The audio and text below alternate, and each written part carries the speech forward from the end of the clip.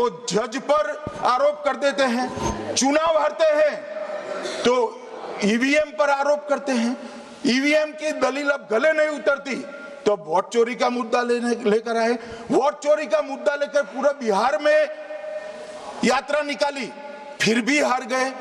अब हारने का कारण आपका नेतृत्व है, ये हारने का कारण ईवीएम और मतदाता सूची नहीं। और अगर ये मानते हैं मान्यवर,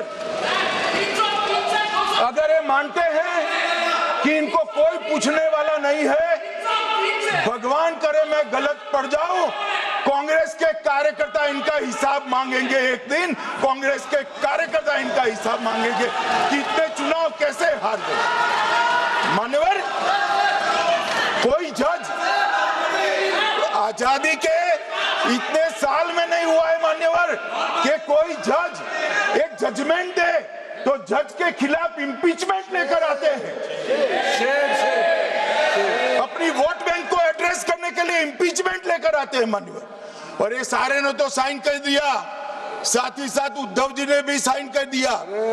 उद्धव जी, जजमेंट क्या है? एक पहाड़ी पर मान्यता है कि हाँ सबसे ऊपर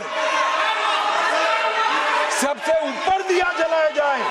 मान्यवर, एक वोट बैंक को संभालने के लिए एक हाईकोर्ट के जज के सामने इम्पीचमेंट लेकर आए हैं देश की जनता। உயர்நீதிமன்ற நீதிபதிக்கு எதிராக நீங்கள் பதவி நீக்கம் தீர்மானம் செய்வதற்கு நோட்டீஸ் வழங்கி இருக்கிறீர்கள்.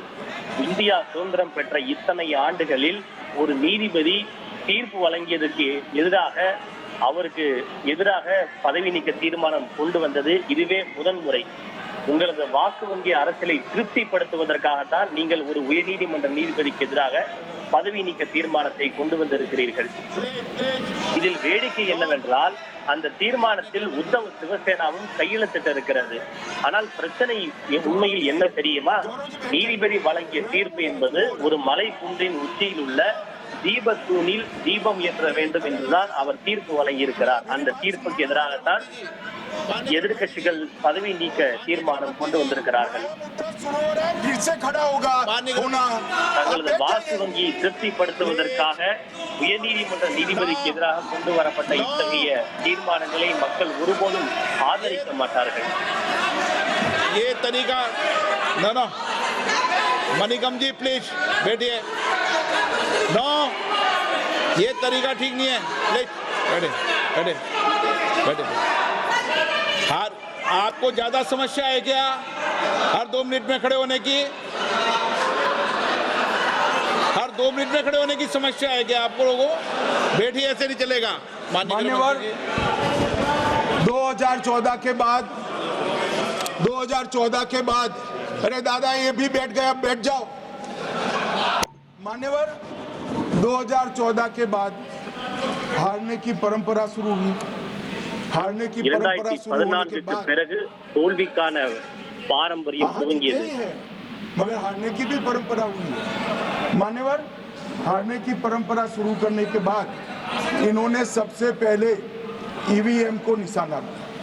आज मैं आपके माध्यम से सदन को और सदन के माध्यम से தோல்வி வரலாறு துவங்கியதோ அப்போது முதலே இவர்கள் மின்னணு வாக்குப்பதிவு இயந்திரத்தை குறை கூற தொடங்கி விட்டார்கள்।